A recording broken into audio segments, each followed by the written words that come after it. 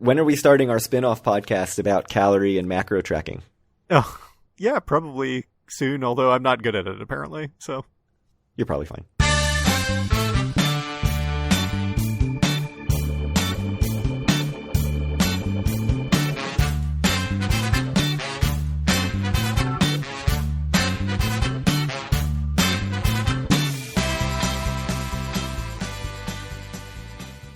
Howdy, it's Wednesday, March 6th, 2024, and this is episode 223 of Due for a Win, the Atlantic City podcast. I'm Kyle Eskin, joined, as always, by Craig Stone. What's good, Craig? 1 week between episodes. Rare. Rare. Very rare. Wasn't rare back in, 2017. Oh, yeah. Very common, then. But, yeah, recently, quite rare. I have to say we've been quite regular at 2 weeks, though. We have. It's not like it was, during our new baby time, where it's once a month or whatever. Yeah, we're consistent. Especially when compared to the rest of the casino podcast space. The rest of the Atlantic City casino podcast space. That's true. You can bet on that. It's very consistent. Yeah, that's true. All right. We have an always, once, never. Mm-hmm. Getting off the sort of games theme of the last two. Didn't want to do the slot machine one? No, I'm trying to think of the way to do the third slot machine option in the funniest way possible. All right. But what I have for you this week is drinks that sort of either make your night go wrong or a sign that your night has already gone wrong. Uh-huh. Specific to us. Number 1, strawberry daiquiri with whipped cream from any CET property. You can order it straight from a slot machine. It always gets a stare when it comes by. Like, the people around you at other slot machines are always sort of giving you a little bit of a side eye because it's a ridiculous looking drink. It's only because they're jealous. It's jealousy in their eyes. It's not judgment. It's just jealousy. 100%. Number 2, the Rusty Nail at the B Bar at Borgata. Oof. Our last trip was it was good. Full of rusty nails. A very tasty drink, but it was, yeah. Mistakes were made. And then number 3, the gallon of scotch at Golden Nugget. I believe that was Johnny Walker Black, right? Johnny Walker Black, yes. Pretty Johnny good Walker comped Black. drink. It's simply the best comp drink, I think, in AC. Especially considering the just ridiculous quantity that we've gotten the last 2 times we've ordered it. I mean, considering that you're base tier, especially. Right. Like, if you're a rock royalty at Hard Rock, you can get some fancier scotches comped at the center bar if it's not a weekend. It sounds so appealing when you put it that way. Yes, I know. In very specific conditions, you can get good comps at if you're the top level player. Yeah. Retired and up in the rafters and not included is the coldest Coors Light at the Showboat. Indeed. A true podcast legend. Also retired the 6-ounce cups of Miller Lite at the Showboat. Yeah, it's funny. The coldest Coors Light at the Showboat was in the Asian room, right? That's in the Asian room, whereas usually they'll do one class better. That's why you get a bottle of beer instead of an 8-ounce cup of beer. Yeah, no little 6-ounce cups of Miller Lite. Well, Tropicana's trying to bring back the 6-ounce cups. So what do you got? One of these you have to drink every single trip. Oh, God. So here's the problem. Well, there's a couple problems here. One, do I want to be in the marina every trip? Right. So that's problem number 1. Yeah, I mean, strawberry daiquiri, you've got 3 CT options. Right. So that makes simplicity's sake. Absolutely much easier. Yeah. Okay, 2, the gallon of scotch is absolutely incredible, and if you're in the right mood, there's nothing like it, I think, in AC, than just getting, legitimate 6 ounces of 4 scotch. fingers of, Johnny Walker Black for your tip, and that's it. Just for playing at literally any table. That's true. Last time, the first one you ordered was not as huge. That's true. Which led to the mistake of the second one. I'm yeah, give me another one. And then the second one was huge. And the first time we ordered, the first one was just legitimately a full glass. It was absurd. It was the biggest pour of scotch I've ever seen in my life. Right. So there's nothing like that, but that is legitimately a trip ruiner. If it's not a night what ender. You want. Yeah. It is. It's the end of the night, or in my case, last time, the end of the afternoon, since it was 3:00 and I was just wasted. And that's how you end up going and playing Hexbreaker for 4 hours. For 4 hours, just completely out of your mind drunk. Incredible. I think for me, despite it being in the marina, the Rusty Nail was legitimately an excellent drink. I enjoyed it a lot. Could I swing into Borgata every trip? I probably could. I think I'd say always for that. I'd say once more for gallon of scotch, just because, it's a gallon of scotch. You got to do it. And though strawberry daiquiri with whipped cream is iconic, I could live with not having that ever again. Yeah, I'm going purely convenience. I'm going always strawberry daiquiri with whipped cream. I also think there is a novelty to it where it's like, oh, this is the drink I have in AC. It is. I'd never have that outside of AC. Whereas like a Rusty Nail, like I could make that at home just as good as at B-Bar. I don't really need to have that ever again, I don't think. Although, I mean, if you're at B-Bar, it's a very good option. Uh-huh. And then gallon of scotch, that's a definite once more, I think. Yeah, I mean, I think that's like the absolute epitome of what once more is, because there's a time that you're going to want to just have a gallon of scotch. Yeah. So we both went gallon of scotch once more. I think that's the right choice. And then we picked different things. The other two drinks, really, like you absolutely can have those always. Like we're not saying you got to have 5 of them, right? Right. So you can just go have one and that's fine. And you've done your always. Swing by Borgata on the way into town or whatever. Have a Rusty Nail. Play a little bit of cursed video poker. You can't commit to the gallon of scotch every single time. Like you just can't do it. You can't no, absolutely not. I have to say. But you have to have it once more. You have to. So we stayed at Golden Nugget last March. Uh-huh. It's been a year. It's been a year.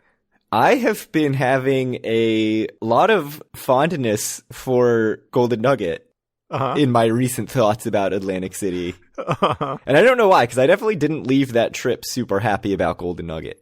Right. But they've added Dos Caminos, which I think is probably pretty good. I think if I went in better prepared, like, oh, okay, I'm going to go to see one of the like crappy cover bands on a Friday night or whatever it is. Right. You said that was your big mistake, was not seeing the band earlier in the night, right? Yeah. And my big mistake was drinking a gallon of scotch. Right. And also, like we talked about the walkways, like it is very easy to get to Harrah's, so it's not as separated from the other casinos as it is in my mind. So you can just pop over to a different casino. Can walk right down Maryland Ave and get to the boardwalk. That's true. So I do want to give Golden Nugget another chance, maybe after they do the room renovations. I think me and you, the next time it's a trip with just the two of us, we should seriously consider Golden Nugget. Yeah, I said Sunday through Thursday I actually get Sunday through Friday. Mm-hmm. Which is not bad. I feel like most of our trips are Friday nights anyway. Yeah, with the possible exception of maybe an upcoming trip in May. Yeah, I think the Friday night is the big night for us to go. True. One update from last episode, we talked about the ACX1, the studios that are out at the Playground Pier that they're setting up. I did confirm via Philly Inquirer, I looked up their article when the ACX1 was announced, that ACX1 is leasing the property from Caesars. Uh-huh. So we talked about what that meant for the parking situation for restaurants, such as the Simpson restaurant and bar. So maybe they'll validate parking at Caesars. I have no idea. Maybe. But they should. I mean, it would be a good thing. It would be a good thing. I feel the need, because I ended up looking through all the resorts this morning. That was how I spent my morning. Uh-huh. In looking at all the resorts, I noticed that I now have no nights comped at Borgata ever. Ever? Ever. Not None. even like some, Tuesday night in March or whatever? Tuesday night in March, nothing. And you have like every night in March and April comped, right? Yeah, I mean, I sent you my May calendar and it was basically everything was comped except for 3 random Saturdays and the Sunday of Memorial Day.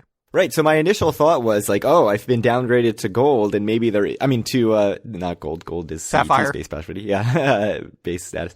Sapphire, MGM space status. Yep. And maybe there's something to it. Like maybe there is just like a gold level, but you are also Sapphire and have all comps. Yep. So it makes no sense. Like I earned plenty of tier credits and rewards credits last trip. So I'm not really sure what changed in that time. Although you are positing that the Vegas stuff maybe got incorporated, which I absolutely stayed multiple nights at Vidara and played almost none at MGM properties in Vegas. I would think it wouldn't take 10 months for them to integrate that, but we are talking about MGM IT, so one never knows. I also posited that they put you on the blacklist for complaining about your $75, and then after complaining legitimately nonstop for hours, you didn't even come back and pick it up. Yeah. That's the only other thing I can think of is I went to the desk like 3 times and they have that thing. Like, wasn't there a cable company or a phone company that like if you called multiple times, they just put you on like a blacklist, like you're too annoying a customer, like that I'm that to Borgata now? Maybe. It's very odd. Yeah, it's weird. It's weird. I don't know why I would have every night comped and you have no nights comped. It's strange. It's frustrating. Well, good thing we're exclusive Golden Nugget players now. Yeah. I bet if we were exclusive Golden Nugget player, well, you already get every night comped, but I would start to get every night comped. Yeah. They're pretty generous with the comps. Yep. Pretty generous. Oh, no, I get $20 free play. I said I don't get any free play, but I do get $20 free play. From MGM or Golden Nugget? Oh, yeah, I get like $100 still, I think, many days. Speaking of, I haven't gotten a mailer from Borgata in a while, and I used to get, like $75 free play, all this stuff. They really are, they're done with me. They are done with me. That sucks. Yeah. Got to go in and use my $45 in comps and get out. The other thing that I noticed is I could not check my comps at Hard Rock because I have 2 Unity accounts, both under the same email address, because I had, as we've mentioned, the Unity account that's through the Hard Rock Cafe and of course a Wildcard Rewards account also under the same email address. And when I try to log in at Hard Rock, it can't rectify those things. So it just says that it doesn't recognize my password. And so I've been locked out of my account entirely. Good. So I still get emails from Hard Rock saying, like, you can get Sunday through Thursday. But, like, I can't actually do anything about that, apparently, until they connect the accounts. So that's good. I think that's amazing. So that probably, until they connect those things, like, I probably am not going to stay at Hard Rock, right? Like, what am I going to do? Call? Get out of here. So did you try logging in with your account number as well instead of just your email address? Good question. No, I entered my account number. It says invalid login credentials. Can't do it. Get absolutely wrecked. Yeah, I can't get in. It's good times. Good times for everyone. I'll have to try to look at that later. But the reason I was looking at all these comped rooms, or attempting to look at comped rooms, was that I finally, after a full year, have updated the list of resort fees.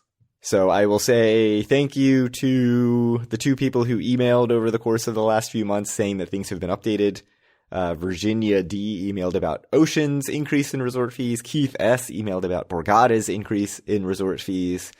I will say Bally's is unchanged at $37.08. Caesars, Harrah's, and Tropicana are unchanged at $39.35. And this is after the state taxes and fees. So there's like $7.54 in state taxes and fees. Mm-hmm. The CET properties, Caesars, Harrah's, Trop, still the kings of the resort fee, the highest resort fee. But they have some closer competition now. Resorts has raised the resort fee from $35.97 to $38.23. That sounds like a lot for resorts. And that is now the second highest, well, fourth, I guess, because CET is all the highest. CET properties, yeah. And then just behind them is Ocean, who's raised theirs from $36 to $38.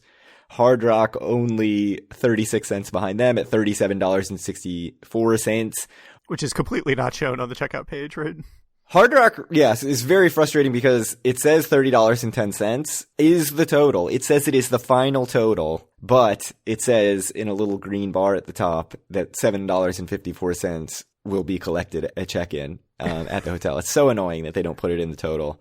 That is truly awful. So they're $37.64. Borgata's $36 even, up $6.01 from $29.99. So that's very disappointing. And then Golden Nugget is $32, up from $30. And I believe that is now the lowest. Nobody's under $30. And I will add, for posterity's sake, Showboat, $25.59. What excuse do they have for charging a resort fee? It's as resort can be. What are you talking about? It's not a casino, but it's got all sorts of other stuff. I was completely unsurprised when I got charged a resort fee for booking a Showboat. Got that ace, got to pay for that. It's not paying for itself. Also, if you calculate the tax out, the like 13.625 tax, it doesn't quite add up because it's always an extra $1 on top of that at Showboat. So I'm guessing there's some state fee. Like I don't think they get hit with the other $7.54 in fees, but I'm guessing there's like $1 fee somewhere else in there, or they're just screwing you out of $1. But those are the new resort fees. I have updated the website. You should go to our website and look at them. Although who knows, maybe there won't be resort fees anymore once the government gets their hands on it. Yeah, maybe. It would be good. I mean, I think I've long been a proponent on the podcast that is something that only government regulation can fix. This is not a problem that could ever fix itself in the market, I think, because the incentives are just too strong to tack them on if some of your competitors are doing it. So I'm all for some rules that say that you cannot charge resort fees. All pricing must be all in. And some hotels are going that way.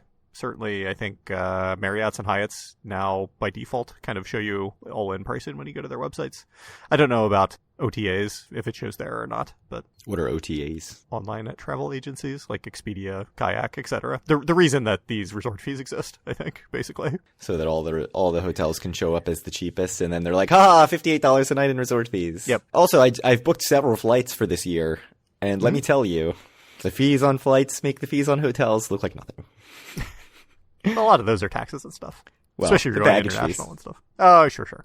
Just don't check bags. I did see an article saying that the airline industry made $33 billion in baggage fees in 2023. Like me and do a 5-day Las Vegas trip with only a backpack, so you don't have to pay for carry-on or check bag. It'll all be fine. I don't know if I talked about this on the episode where we talked about Vegas, but my big screw up was I booked my flights separately, like far apart from each other. Like I booked one because it was really cheap. I booked my return flight on Spirit. They do like a package. They're like, if you pay for a seat selection and the carry-on, it's like this set price.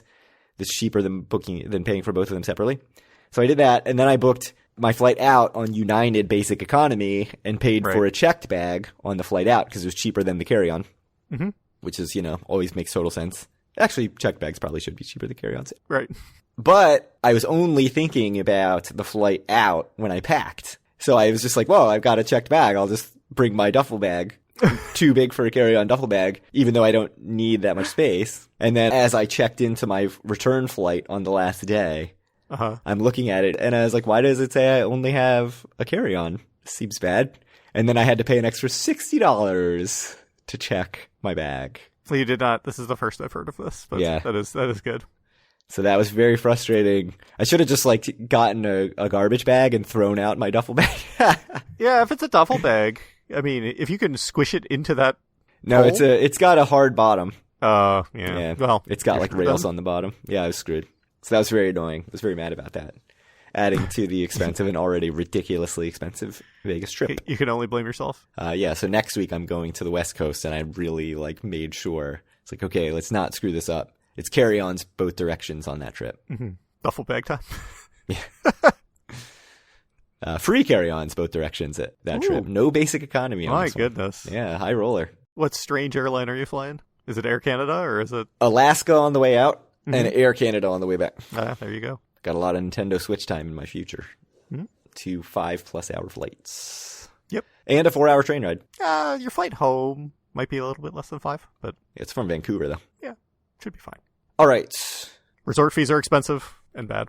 That's true. It seems excessive for Atlantic City being what it is, but Everything in the 30s.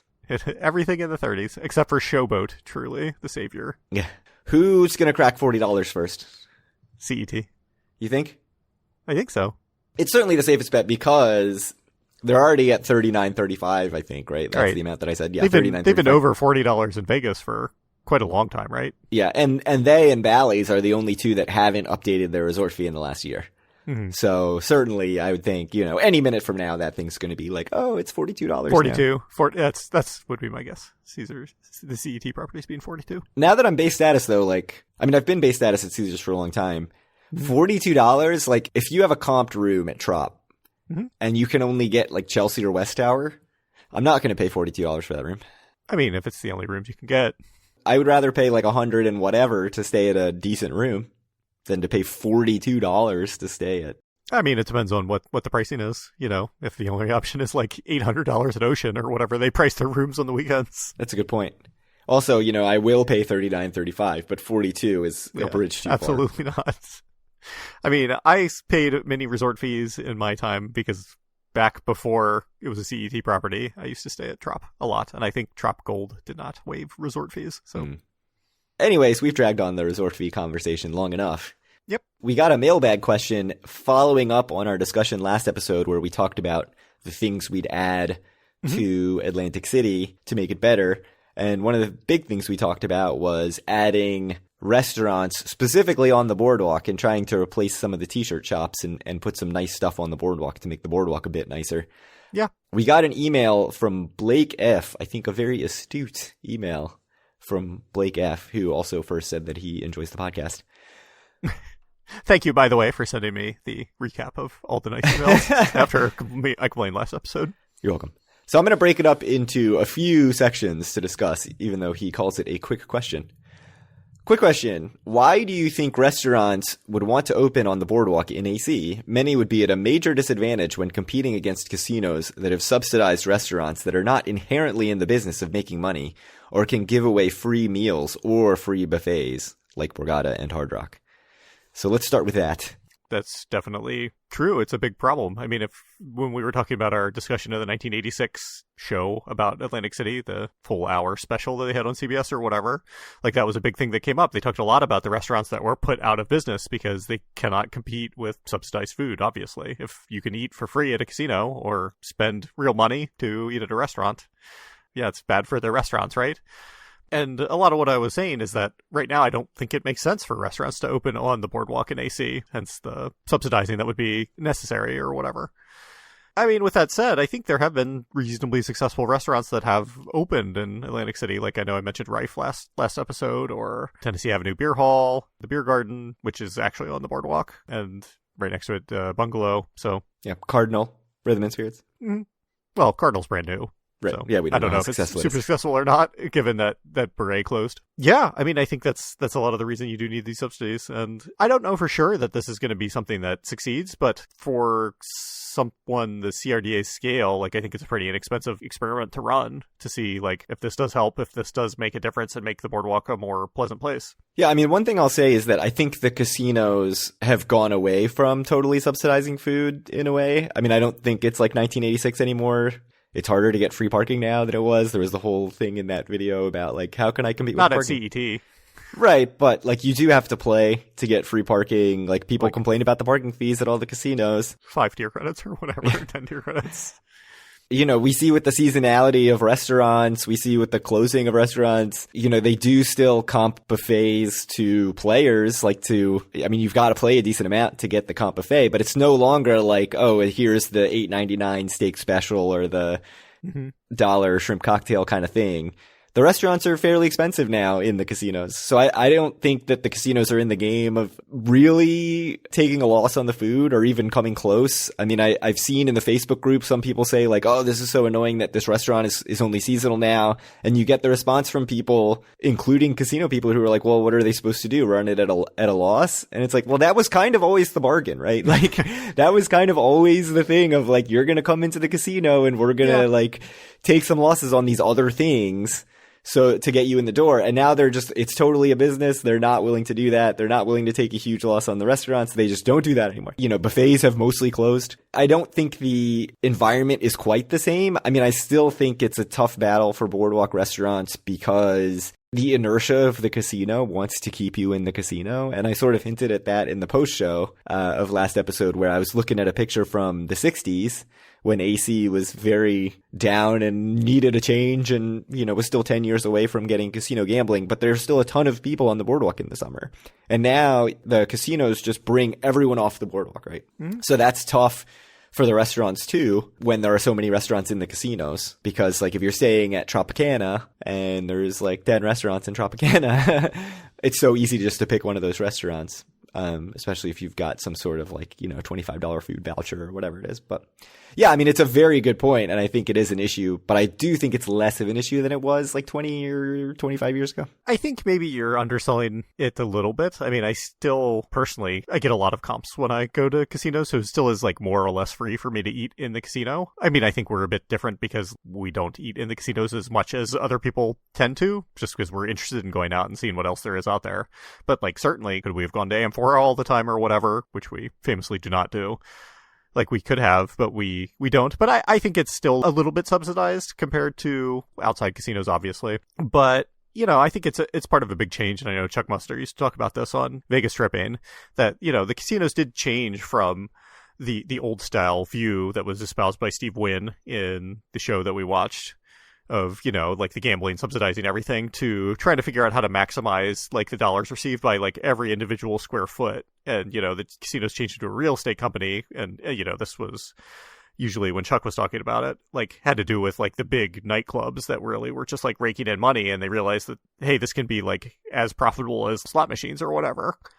So there has been some change in how casinos look at this, I think, but there still is a lot of free meals that are available for even mid-level players like me in the casinos. So.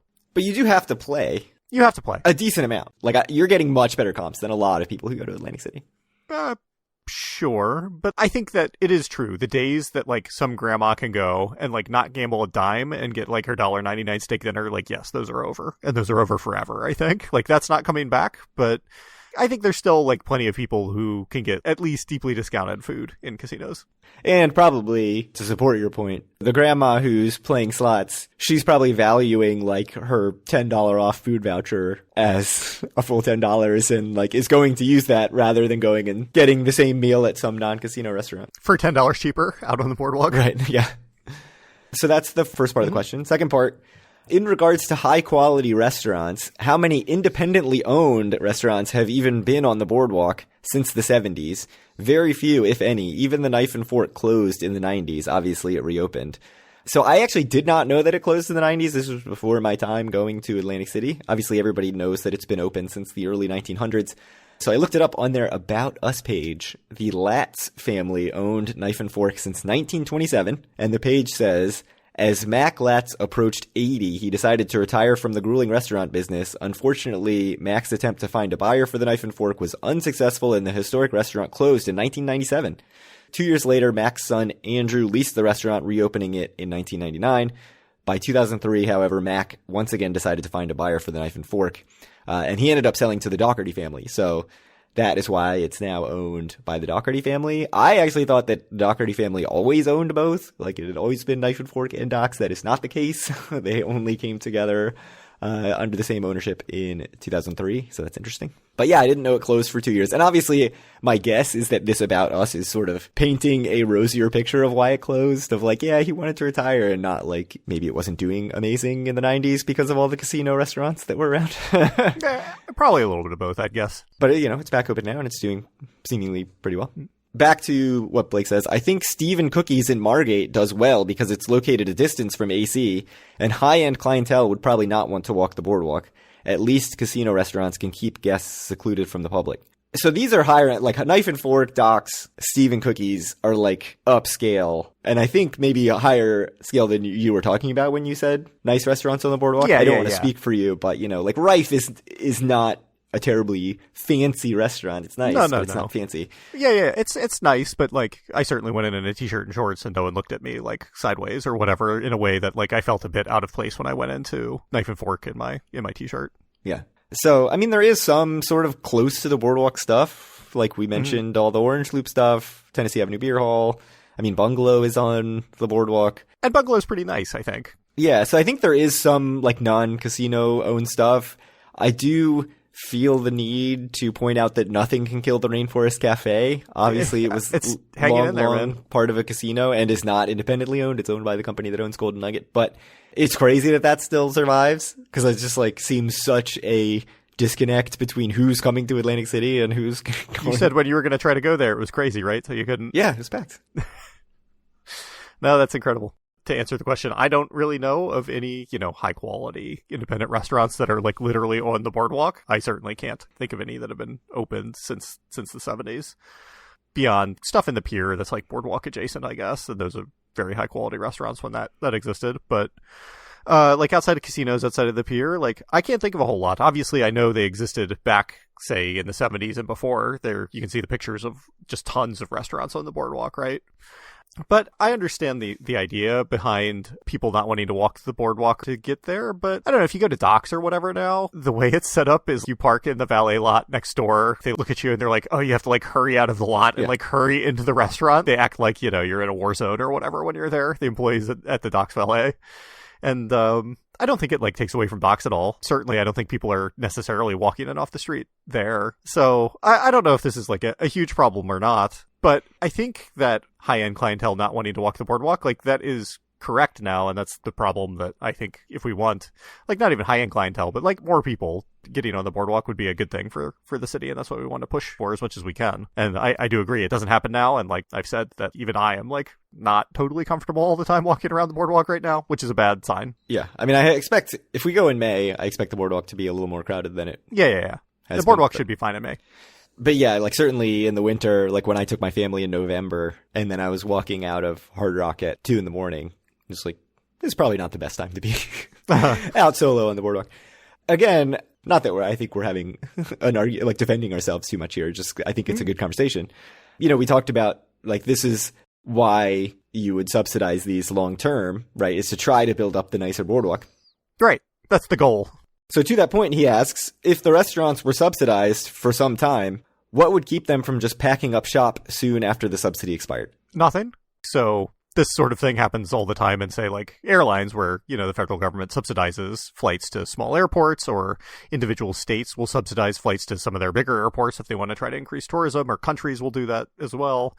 I mean, certainly a lot of the reason, me and my wife, we did our honeymoon in Turkey, and like a lot of the reason is just like flights to Turkey are like dirt cheap because, the Turkish government wants to subsidize tourism there. So yeah, I mean, for a while, like Vegas flights were super cheap. Right. I mean, I know a bunch of people who went to Iceland because for some reason, like Iceland flights were insanely cheap. That's also very cheap. Yep. And if it doesn't make sense for these restaurants to stay open, and, the CRDA or whoever is giving these grants maybe are happy enough, like that's fine if they close back down after the subsidy ends. Yeah, I mean, obviously the pipe dream is they're subsidized long enough that it spruces up the boardwalk and makes it nicer, and all of a sudden everything's just a bit nicer. Right. And so now they can survive without the subsidies. Right. I mean, I know right now, like I've recently in the last month read an article about how the city of Brisbane in Australia is subsidizing like tons of flights from the US right now. I think that the open market, there would be 0 flights from Delta, American, and United to Brisbane if they weren't getting these huge subsidies. But who knows if it's going to lead to more tourism there and actually building some demand for people to come there and for a few flights to stick around when the subsidies stop. But I don't think it should be a reason to stop this. I mean, at the end of the day, the CRDA gets this money, in theory, for the betterment of the city, right? Even though I think they treat it now as, like, for the betterment of the casinos. And, like, the problem with my plan is the CRDA would never want to try to get people, like, onto the boardwalk necessarily out of the casinos, because the casinos would complain about it, I think. Right, like the idea that the CRDA, which has casino people on its board, would subsidize restaurants that are not inside casinos. Right. Is probably laughable, as much as it would make so much sense for the city, and is probably like not all CRDA is meant to do. Let's say like resorts, given that they're next to Ocean and Hard Rock, they're probably happy if people are walking around on the boardwalk a bit more. But like Ocean and Hard Rock, they don't want that. Like Caesars does not want people to go walk around on the boardwalk. Like obviously the marina casinos have literal 0 to gain and just everything to lose from this. So yeah, and this is sort of the point that some of the casinos, I feel like every year an article comes out where some casino executive says something about like, well, the city really needs to like clean up its part and make the city safer, because that's really what's gonna like save the city long term. But also like the casinos doing things that are actively against that. Like they, right. I've always sort of said like, well, the casino could do something to invest in that also, but it's not just that they need to invest in it. It's that they're like actively trying to keep other parts of Atlantic City from becoming an attraction, right? So, they are saying these things, but they're also like doing things that are not keeping that from happening in the long term. I don't know if I fully agree with that or not. I mean, I know there's been a lot of talk of like creating this like tourist district or whatever, right? In the CRDA, and that like involves like a lot of, I don't know, Atlantic or Pacific or whatever avenue, and plus the boardwalk. Yeah, Pacific. But like, to me, that seems like a bit more far-fetched than like, why don't we just start with the boardwalk and make the boardwalk a bit more pleasant, and then we can move to, the other streets in Atlantic City. Yeah. And I think also like, it must be said that the state runs the city, so the city can't do anything. Like the state runs the city, so. One other thing about the subsidies that I'll say is you see in a lot of like small towns especially I know in New York State, they have subsidized a lot of little restaurants and I listened to a whole podcast talking about the like economics of this, basically with the idea that like they're going to try to create a little downtown and attract a tax base and attract people to come there. Right. And then hopefully they don't need to subsidize it long term. Laurel subsidizes Main Street. So right. So like whether that works long term or not, we don't know. But. I mean, I don't think it's worked so far for the city I live in Laurel, but yeah, they do. Like if you want cheap rent, you can go to Main Street because it's partially subsidized by the city government, I think. I'm not saying that like my idea is right and like restaurants on the boardwalk are what Atlantic City needs, but ideas like that, I think getting people out onto the boardwalk, it would be like a net benefit for the city, and like long term it would be a net benefit for the casinos too. I don't know whether or not they would see that or believe that, but like I do think it would be. Yeah, but these are all completely valid questions and like tough questions that they're it was a great question. Yeah, so thank you, Blake, for sending that in. Very good, great question. Excellent questions, because I'm sure there are a lot of people listening to this, especially who are like interested in casino business and in casino towns, sort of saying like, you can't do this, like this will never fly. Yeah, I've never been to Stephen Cookies, but I looked at the website and it looks good. We should check it out. in Margate, near Margate. Lucy the Elephant. Yeah. It's like on the Bayside or whatever. But so we have some questions also from Pat G that have been in the mailbox since January 10th, almost 2 months. Want to go through some of those? So, Pat G asks, at the inception, did it occur to either of you that Due for a Win, beyond Gambler's Fallacy, is also appropriate for AC itself? That hit me recently. I can't stop thinking about how clever the name is. I mean, I know it was like a running joke between us, but I don't remember the exact genesis of the name, beyond just the Gambler's Fallacy joke. Yeah, no, I think we were just constantly making the joke to each other about like a team being due for a win or like us being due for a win. And and like they always said, like non-ironically, that baseball players were due sort of when we were growing up and watching baseball. Certainly when we created the name, I did not think about it as being relevant to Atlantic City. In trying to think of a T-shirt 2.0 idea, I did think like, oh, it is kind of relevant to Atlantic City. Like you could do something like, Atlantic City is due for a win is Atlantic City or something like that. But I think that's too much of a downer about Atlantic City. But it is relevant. It's certainly, but it is true. It is relevant. It's true. So it has not escaped me since then, but it is not something we were thinking about at the time. I agree. Yeah, I don't think it was something that we had in mind specifically. I think it was mostly a Gambler's Fallacy or Gambler's Reality. Yes, the truth. Indeed. Unimpeachable truth. I'm definitely due for a winning trip. I mean, if you're way down, don't you have to start winning to go back to your expected value? It's correct. That's right. Anyway, I've been listening to You Can Bet on That. Those guys are great. Like older, heavier versions of you and Kyle. That's not kind. With less hair and more bankroll. That's all. I mean, the more bankroll is kind, I guess. But that aside, was it Dr. Mike that Kyle played craps with once in Baltimore Inner Harbor? Or was that Dr. Dave from UNLV? I know it was a doctor. I just can't recall who. If it was Dr. Mike, I'd love to hear a recap from Kyle. Lastly, have either of you met Mark or Dr. Mike? You probably should have asked that question, but that's fine. Yeah, I have met neither. It was Dr. Mike that I played craps with once in National Harbor, outside of D.C., at the MGM property there. And it was great. I think my recap at the time was, so I was going there to meet him. This was after work. It was a weeknight. And by the time I got to National Harbor, which is quite far away from like Rockville, Gaithersburg, where I worked, literally the other side of Washington, D.C., he was playing at a $50 table, which was like, I'd never played at a $50 craps table before, and I probably have not played at a $50 craps table since that time either. So I was like quite nervous, but I was like, you know what, whatever. I got enough money for like 2 rolls. I'll do it. I'll chat with them afterwards. It'll be fine. We had a crazy run, and it was my biggest winning gambling session ever, I think, even to this day. So I think that the first 2 rollers, of which I was the second, we both had absolute monster rolls. And, I was up like many, many, many thousands of dollars. And then it was like, pretty even or down for the rest of the night after that. But I still managed to cash out something like $2,400-$2,500 from my $500 buy-in, which was all the money that I brought with me to go there. So it was like a $2,000 win, which was good. If you had to guess an episode number for when that was, what would you guess? It was certainly before the pandemic, way before the pandemic. I would guess something around like in the 80s, but I have no idea. That's just a wild guess. 41. 41? April of 2017. I thought it was like maybe more 2018, 2019. Sure. 41. If you want to hear a full recap of that, go back to episode 41. It is called The Poker Episode, kind of. And I know that they talked about it on You Can Bet on That as well after I met up with Dr. Mike. So it was good. Dr. Mike was how he sounds on the podcast. It was absolutely wonderful to meet him and play craps with him, and especially nice that we had such a big win. But neither of us have met Mark from You Can Bet on That. Right? Nope, I've never met Mark. So they weren't there when you went to the Zorkfest, right? No. Mm-hmm. All right, a few more questions. Pat says, I'm almost done with David G. Schwartz's Boardwalk Playground. I really enjoy it. Have been reading it on and off since Christmas of 2022, kind of like your speed on a slot machine. I read a couple books at a time, and this one has been back burner in spurts. Have you both read it? Have you read any of Dr. Dave's other tomes? So for me, I have read Boardwalk Playground. Same. And I thought it was very good. I know we've talked about this in past episodes as well. If you're interested in the City of Atlantic, I guess, as the Twitter is called. If you're interested in Atlantic City, I highly recommend it. I mean, it's like short stories that are compiled together into a book, more or less, or, articles, I guess, in the case of Dr. Dave. But yeah, it's super interesting. I don't think I've read too much of his other stuff. I know you have read some of his other stuff, right?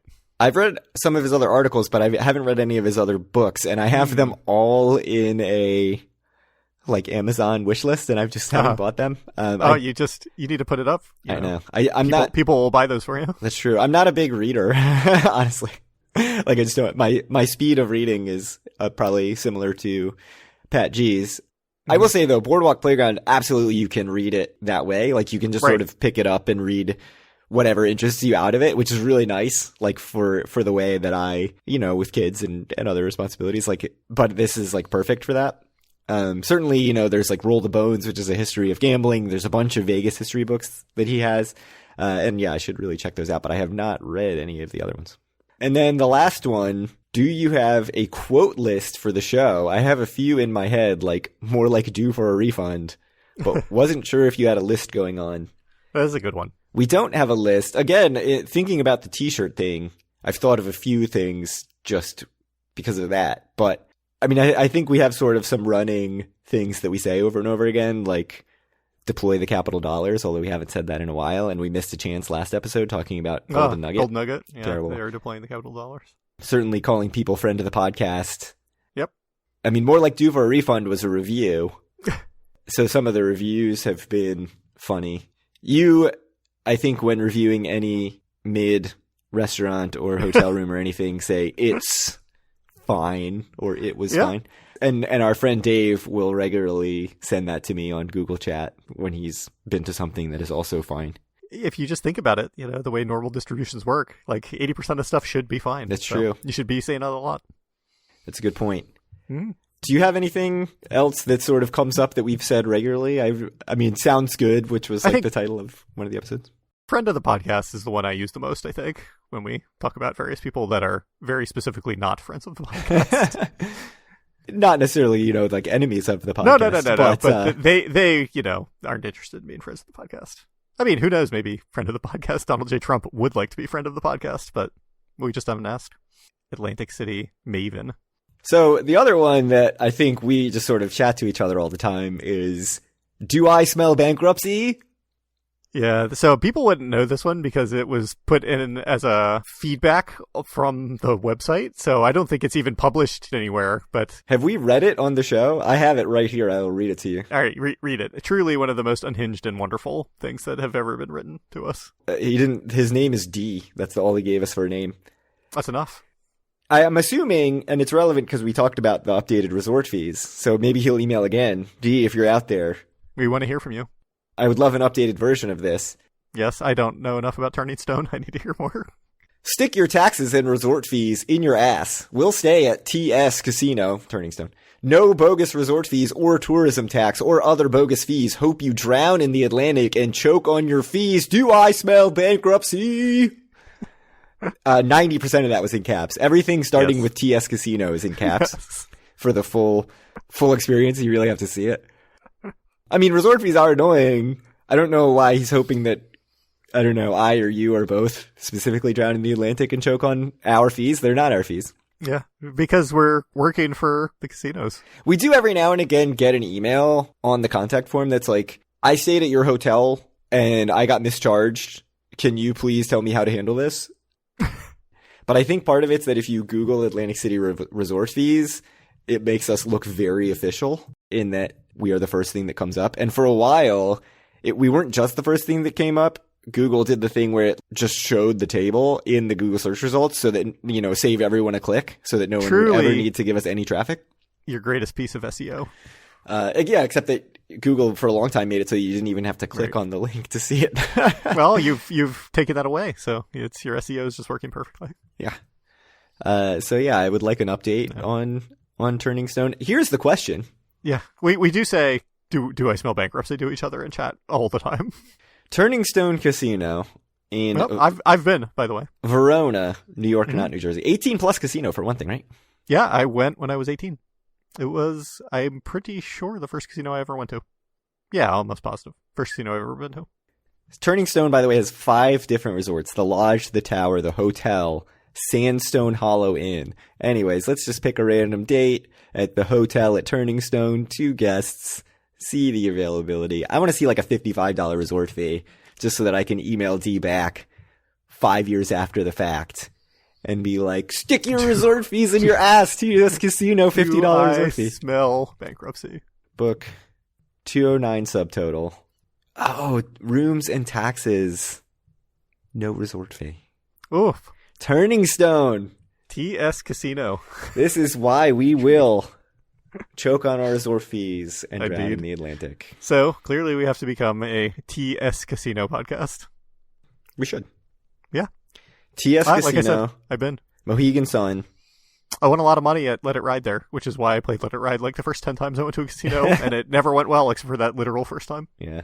Sometimes that's dangerous, actually winning at a shitty game like that.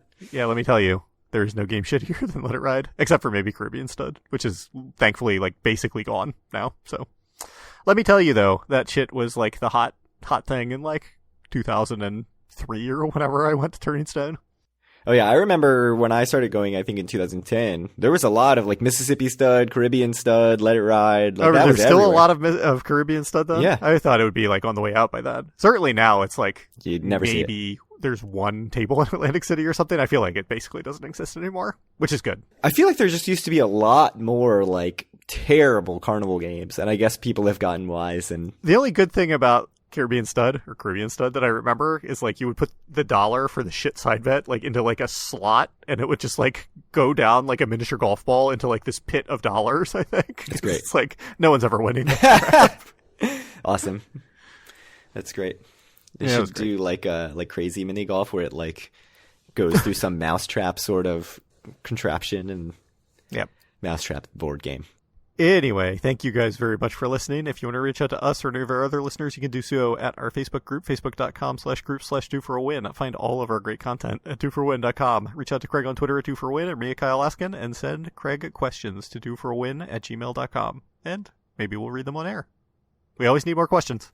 We are out of questions. We desperately need questions. Ooh. Yes. Well, thank you everyone for sending them in, though. It's always appreciated. Guess I'll see you in a couple weeks, and we'll talk to everyone then.